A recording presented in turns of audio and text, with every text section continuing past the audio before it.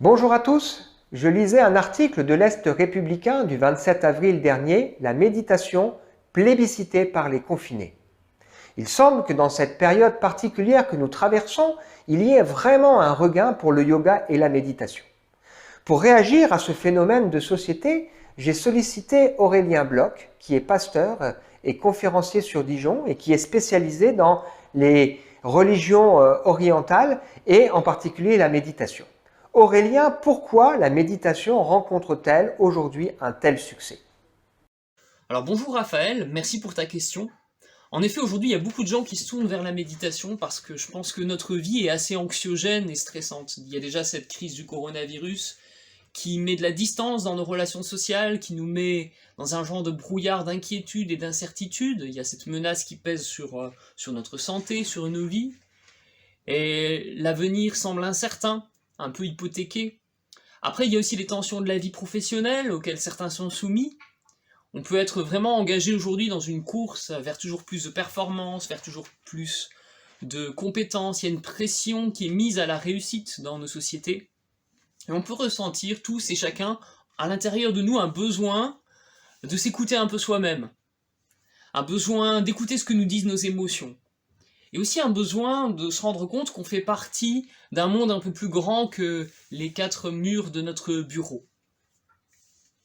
Alors il y a une technique de méditation aujourd'hui qui connaît beaucoup de succès. En fait, elle trouve son origine dans le bouddhisme, on l'appelle pleine conscience ou pleine présence, ou encore attention juste. Alors Aurélien, tu parles d'être attentif, d'être pleinement présent. À quoi fais-tu allusion? Alors bien souvent dans nos vies, on n'arrive pas à être pleinement disponible à l'instant présent. Et pourquoi? Parce qu'on est prisonnier, soit des inquiétudes par rapport à l'avenir, soit des regrets par rapport aux douleurs du passé. Il y a un point commun en fait entre notre passé et notre avenir, c'est que les remords et les expériences douloureuses du passé, comme les inquiétudes de ce qui pourrait mal se passer demain, les angoisses et les inquiétudes par rapport au lendemain, nous empêchent d'être pleinement disponibles à l'instant présent. Et donc l'objectif de la méditation en pleine conscience, c'est précisément de nous reconnecter à l'instant présent.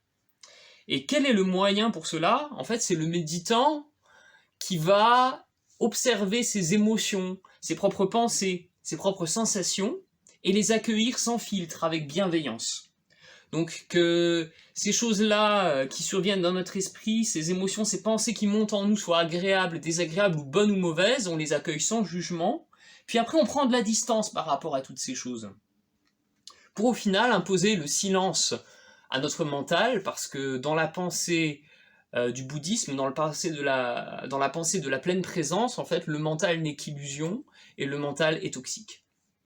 Merci Aurélien pour ces explications, mais existe-t-il une méditation chrétienne et quelle est la différence avec la pleine conscience? Oui, en effet, Raphaël, il existe une méditation chrétienne. Alors un point commun entre méditation chrétienne et méditation en pleine conscience, c'est que dans la foi chrétienne, on a cette possibilité d'exprimer dans la prière à Dieu tout ce qu'il y a en nous. Toutes nos émotions négatives, on peut les amener devant Dieu sans les refouler. On peut les accueillir avec bienveillance. Et Dieu même accueille avec bienveillance nos émotions douloureuses, nos cris, nos soupirs. Parce qu'il veut nous faire du bien, il veut nous visiter, il veut nous rencontrer dans nos souffrances. C'est aussi ce que dit Jésus dans son célèbre discours des Béatitudes, quand il affirme « Heureux ceux qui pleurent, car ils seront consolés ». Maintenant, une différence avec la méditation en pleine conscience. C'est que dans la méditation en pleine conscience, la solution se trouve en soi. On pourrait dire, c'est citer la phrase de Star Wars, hein, la force est en toi. Donc c'est comme s'il y avait une énergie divine au fond de nous qui se trouve aussi dans l'univers autour de nous, et notre travail, ce serait de se reconnecter au divin qui est en soi. C'est pas du tout ce que dit la foi chrétienne. La foi chrétienne nous dit la force est en Dieu. Elle nous invite à rentrer dans une relation d'intimité avec notre Père Céleste, qui est aussi le Dieu créateur, et à méditer sur ses promesses. Et qu'est-ce que nous dit ce Dieu-là? C'est qu'il est éternellement présent. Il est présent pour nous. Jésus, qui est venu dans ce monde pour nous montrer le cœur de Dieu, a dit ceci: « Je suis avec vous jusqu'à la fin du monde. Je suis avec vous tous les jours jusqu'à la fin du monde. » Donc Jésus est vraiment le pleinement présent. Et Jésus dit encore ceci: « Ne vous inquiétez de rien. Ne vous inquiétez pas du lendemain, car le lendemain aura soin de lui-même. À chaque jour suffit sa peine. Ne vous inquiétez pas, mais déchargez-vous sur moi de tous vos soucis, car je prends soin de vous.